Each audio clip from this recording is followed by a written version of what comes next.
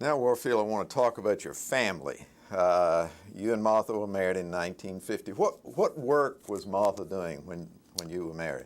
Martha worked as a staff member for the Girl Scouts in Nashville, and she made $250 a month. And at that point, I was making either $70 or $90. It was not set. It was what I could bring in, maybe $120. I thought the time I got up to 120, it was great, but she was making about double what I made. So how long did she work for the Girl Scouts? She worked for the Girl Scouts maybe a year before we married and maybe a year and a half after. And then she became pregnant with our first child, Charlie, and we discussed it. She loved the Girl Scouts, but she wanted to be home, and I very much wanted her to be home with the family. So you now have 3 sons. I have 3 sons. You want to give their ages? Yeah. Just... Charlie is 51, and Miles is 49, and Bill is 46 or 7. Okay. So Martha was at home and raising them? Yeah, she raised the children, and then she had some fine organizational ability and a great interest in doing things and a lot of energy. And I remember that as the boys got up to the point where they were all in school, we talked together about whether she was going to get a job somewhere. But she used those energies in a volunteer capacity so that she would have enough flexibility to still do what she wanted to with the boys. Did she go back and volunteer with the Girl Scouts? Was Yes, that part of it? she went back and volunteered with the Girl Scouts and was chairman of the board or president, whatever it was called, with the Nashville group, and then served 6 years on the National Girl Scout board. And they used to meet at Tarrytown, New York at the Macy Retreat Center. Macy family of the department store fame gave that to the Girl Scouts. And she and I used to go up there to the meetings, and she would meet, and I'd go bird watching, and then we would take off and go spend a couple of weeks in New England together during the beautiful leaf season.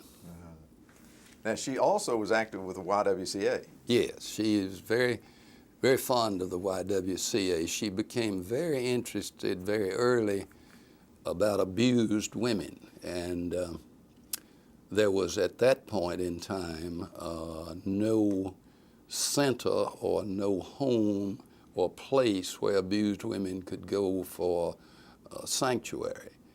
And so she decided with a group of women connected with the YWCA that they would set up such a home, and it was not a very popular thing with some businessmen.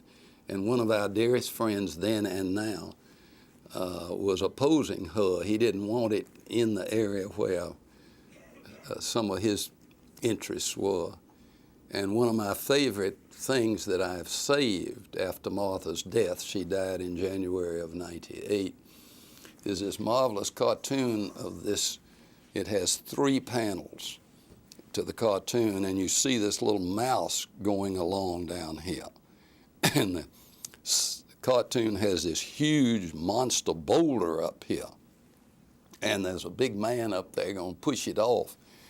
And the second little frame of it shows this huge boulder coming down and hitting the mouse. And the second one shows the boulder crushed into little pieces, and the mouse is still walking on. And whoever did that saw Martha as the little mouse that got the job done. Now, she had lots of involvement. You had Did you ever do any joint projects in the community? We never did any joint projects except in the sense that we would talk over what was happening, or she might say to me, or I might say to her, I've been asked to do this. Is this something that, do you think I've got time to do it? Do you think it's something that I want to take the time to do, and so forth? Or are we too deeply involved? We did that sort of thing. But as far as doing a project together. We never did one together. Martha was involved, as you were, in politics. You were appointed a special prosecutor, but she had a political appointment as well. Tell about that appointment and how it happened. Governor Blanton, whose difficulties, of course, are of record, had some difficulties involving the alcoholic division of the state. And you remember Lamar Alexander came in a few days early, took over as governor because of some of the things that were going on. And the person who had been chairman of the alcoholic bureau of the state had resigned, and Lamar was trying to find somebody to be the chairman of the Alcoholic Bureau Commission. For some reason, Martha had come up to the state to see him, trying to help some cause she was in.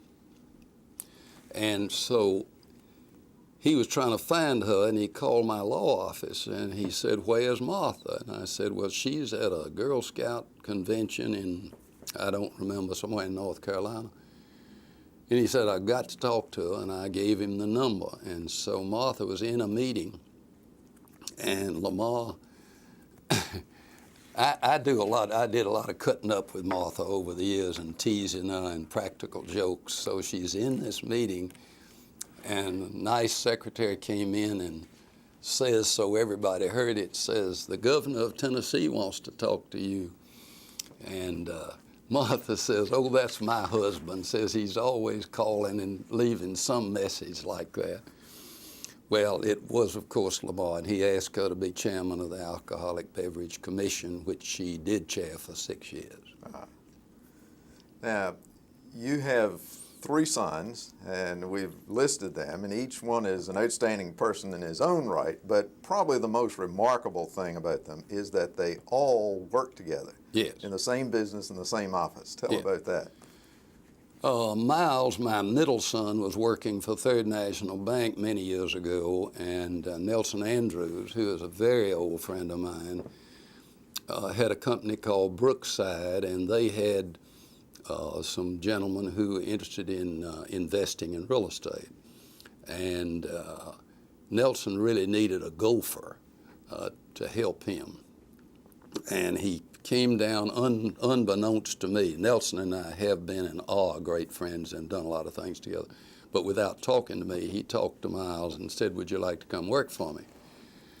And it was a great opportunity, and Miles went to work for him. And then my youngest son, Bill, about 8 or 9 years after that, was with First American Bank, and then was with a real estate company, and he decided he wanted to go with them, and he went out there and asked them if he could come and just let him develop, expand the business sort of into the southeastern area. And so he went out there and began to do that, and then 4 or 5 years after that, Charlie was with a company that wanted to move him to Pittsburgh or somewhere, and he didn't want to go, and so he joined them. So they are all 3 with Nelson in Brookside, properties and management and so forth. None of your sons has followed you in your legal career, but have any of them followed you in your coaching career? Oh, none of them followed me in the legal, but Martha pushed all of them. And when Bill, the youngest, came along, he said, "Dad, you got to get Mama off my back," said I. And I didn't want them to be doing something they didn't like. Miles has, my middle son, picked up that baseball coaching and coached for many years. My son Charlie has been extremely active in wrestling, and his son, who's just finished high school, was an all mid-state wrestler and so forth. And Bill is coaching girls softball. Now, did you and Martha have any particular philosophy of raising children? I mean, you obviously did a great job. What were some of the principles that you followed? Oh, I guess if I were to say something, it would be very pious, false pious. So I think what we were doing, Martha had been raised in a good home. By good, I mean Miss Hardcastle. Miss Hardcastle died after we married, died on my birthday, as a matter of fact. But he had been an invalid for years, and Miss Hardcastle had put all three of her children through Vanderbilt teaching. And I never understand how in the world she did it, you know, with the cost involved and so forth. But she was a good woman, and she had good basic teachings. Martha grew up in a home like that.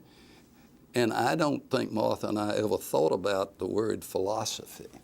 But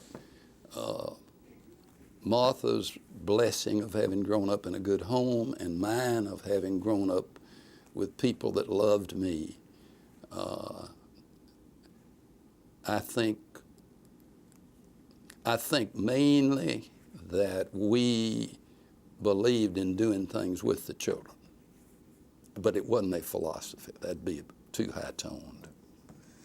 You and each one of your sons have chaired the Clinic Bowl fundraising. Who raised the most money? Oh, I did it the second year, right after Benson Trimble. Benson raised $5,000. And this was then for the physical therapy clinic at Vanderbilt. I did it the second year and raised $10,000, and I thought I had raised all the money that you could raise. And Charlie did it later and raised $250,000. Now, the Clinic Bowl is what? The Clinic Bowl was and is the playoff between the best football games in the Mid-State, teams in the Mid-State. And it benefits now Vanderbilt Hospital. Yeah. Okay. But now you're the one that got Bob Hope involved in, didn't you? Yeah, I was chairman of the Clinic Bowl. That must have been 1951, and I was looking for something to jazz it up a little bit. And Bob Hope is one of my heroes. Those monologues he used to do, the greatest true comedy I think I've ever seen, except Bill Cosby may equal him. So I picked up the phone, called him, and didn't know him, of course, and told him what I was doing and would he come be the honorary chairman, and he did. And I was hanging pictures this week, and I had saved and hung up a picture of Bob Hope and 2 or 3 of us at Vanderbilt Hospital with one of the patients. Right. Now, we talked about your coaching at Battleground Academy. Later, you were on the board of directors. Yeah, I was on that board, I guess, about 20 years. How did that happen, and what were some of the challenges there? I expect one of my mentors was Mr. Sam Fleming. I had no relationship except younger man to older man. But he always helped me in a lot of ways, and he loved Battleground Academy. He had gone there. His sister had gone there way back when it was coeducation. And so I think that he's the one that suggested my name to go on the board, and I was on that board about 20 years. You also served on the board of Fisk University. I did. How did that happen? Albert Worthen was always a dear friend of mine, and I had done some legal work for him over the years, and he had involved me in some community things. And one day he came to my office and said he would like for me to come on the Fisk board, and he'd been on the board a long time. And I went on the Fisk board, and shortly after I went on the board, the president resigned, and I chaired the search committee and got Ponda to come here, and that was one of the fine things that happened to Fisk, because he raised so much money and did such a good job, and we renovated every building and paid off all the money. That was one of my wonderful experiences. But now there was a real financial crisis at one point that you had to deal the with. gas company, and I don't blame them, the gas company turned off the gas, and we went to the streets. I was at 9th and Church with buckets, and we were raising money. Now, we raised some money, but what it really did was that it hit Life magazine and Time and the New York Times. And so we then began to get some big monies. Bill Cosby gave us $1 million or so, and we got some other very big monies. And then Ponda had a great ability to work with Congress, and he just was able to get us more federal grants legitimately, and that helped us to get the buildings back in order. The Internal Revenue was after us. We had used some monies where we deducted it from employees' wages for Social Security and so forth. When I say we, the board didn't know about it, but of course we need to do something about it. So we worked hard with IRS, and they were very cooperative, and we finally paid off all of that. Now, you had a part in the founding of the Better Business Bureau in Nashville. Mm-hmm. Yes.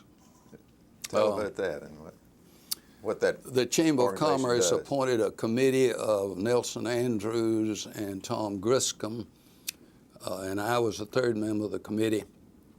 And my job was to find a manager to run it. Nelson raised the money to run it, and Griscom did a whole lot of advertising for us. And I had the National Bureau send me somebody to help me look at people. We looked at a lot of people, and I liked better the man that came to help me, Dan Berry. And I said, I want to offer you the job. And he said, I can't take it. That's against the rules. And I said, well, I'll get a waiver. And I did. And Dan headed it and stayed with us for 30 years. And I'm having dinner there tonight. Oh. Returning now to the legal community, All right, the other community, you were president of the Nashville Bar Association in 1991. Yes, sir. And you mentioned that you saw to it that the John Toon Award was given to Senator Williams. Well, everybody wanted him to have that. I don't take credit for that, but I was honored that it was my year. And you also have had a part in the founding of the Supreme Court Historical Society. Right. Bill Koch was really interested in having such a society started. Some other states, Florida and California, among them, had such societies. And Bill Koch and Val Sanford, who I call Mike until he died, and a few others of us were the founding committee to set up the Tennessee Supreme Court Society. And Val did the brain work, and I raised the money for the society. And you have a framed book that I believe your partners have given you to commemorate. Yes, when the history of the Tennessee Supreme Court came out in that fine edition that Jim Ely was responsible for together with his co-writers, the firm one night I thought we were just having a dinner for something, but it was to give me a framed copy of the book, which hangs on my wall. You were the first chair of the legal aid campaign in Nashville and have been on the board and the executive committee since then. And I thought I had raised all the money that could be raised, just like in the Junior Chamber Clinic Bowl. We raised, I'm going to do something I wanted to do a minute ago and thought it would embarrass you, but Ashley, my association with legal aid and with you is one of the richest things in my life. And you told me not to say that, but I'm going to say it anyway. You're awfully nice to say it. Thank you. But anyway, we raised about $50,000 or $60,000, wasn't Right. it? And that raises $500,000. And now it raises $500,000. So Better than that. But now, even before, though, you were involved in legal aid, I remember your words of support for me and Dot Dobbins and other lawyers that were doing this work. Why is it you have this special interest in helping people who can't afford legal counsel? Well, now, what I have said to you and to Dot and to other people, and I meant it, is that you all were doing the work I thought I was going to do when I went to law school because, as I mentioned a minute ago, you're working with individuals who need help. I suppose maybe that my mother, who all of her career was in a helping people position, not pious. Mama was not pious. But I think maybe Mother's influence led me a little bit that way.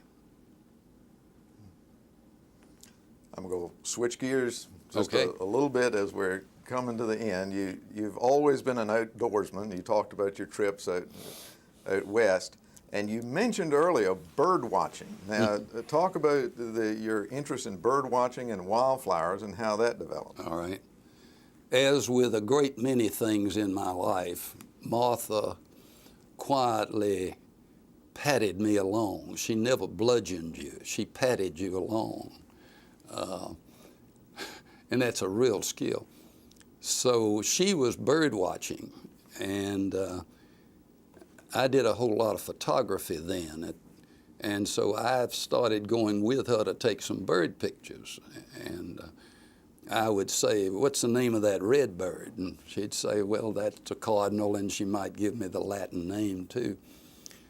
So I became interested because of Martha's interest, and then Bill Mania, who's a dear friend of mine, had been interested and was very accomplished, and he and I started going out together.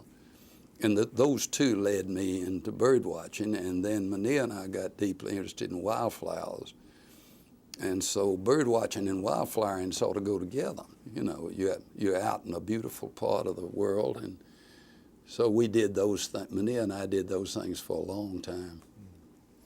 Now, you also paint some. Well, now that's strictly for my pleasure, and if I get lucky, I put one on the wall, but I did oils for several years, and I do watercolors now. You write poetry. Why do you write poetry? Well, I get ideas. I will do something like go to a church service, and something will strike me, and I get home and I write a poem about it. I remember going to a funeral of a first cousin of mine, and we had a child whose mental faculties were not what they should have been. Wonderful child, though, and he by that time was 35 or 40 years old, and this was his father who died. And I remember him standing there crying and touching him. And I went home that day and wrote a poem about I can touch him, I can feel him, but I can't hear him anymore, something like that. I get thoughts like you all do, and I just have fun writing them. This question is not meant to embarrass you, though it may, and the characterization is not mine alone. Did you set out to become a Renaissance man?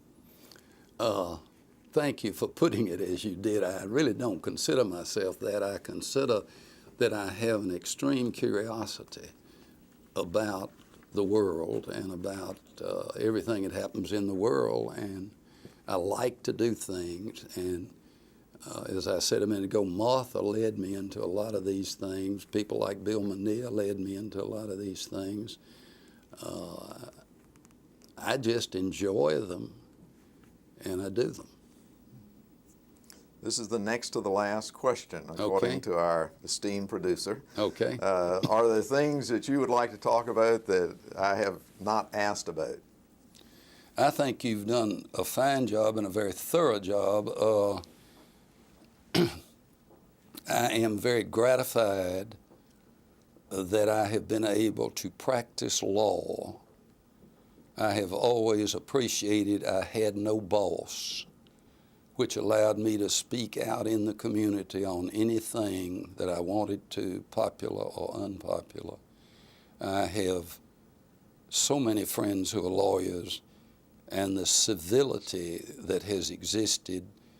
Mac Glasgow and I once tried a very long 4 or 5 day case, long for then, and Nick Goulas was his client, and he ran the wrestling arena out on West End. And the Friday when it was over, Mac and I went to lunch together, and Nick comes in, and Mac and I are sitting there patting each other on the back and everything. Nick comes up and shakes his head and said, "They think my wrestlers are fakes." But I've loved practicing law. I have loved the fact that I had a good health to do the things I have done and enjoyed doing. and I've been so blessed with my family. I have 6 wonderful grandchildren, and if this tape was many more hours long, I could tell you about them. They all are involved in activities, and I go to some of them. There's no way to go to all of them, but I am very blessed, and I enjoy life, and I'm looking forward to the 80s, to my 80s. Yes, good. But now, the one thing, and we do have time for this question, you talked about speaking out in the community. Yeah. And I just wanted to go back to something you did in the 50s having to do with the Fifth Amendment, you and some others. Okay. Tell about that. This was the McCarthy era, and they had the committee that went to all the people in the movie business and anybody else that had ever had a liberal thought, and they were prosecuting them, and they were oppressing them, and whatever other words you wanted, and McCarthy was the grand inquisitor, so to speak. And the culture overflowed into Nashville, all of that, and somehow it became very unpopular to invoke the Fifth Amendment. And I somehow got invited to several of the civic clubs, and I made talks on the Constitution and what the Star Chamber had meant in England and how important it was in America to be able to speak out and how important it was not to be self-incriminated. I enjoyed doing it. Yeah. Were you called a communist? Yeah, that was all right. That's all right. And the last question, how would you like to be remembered?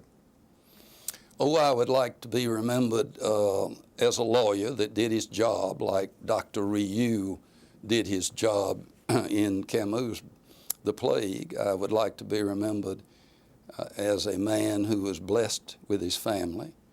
I would like to be remembered as trying to be, and I can remember many instances that I wasn't, but fair.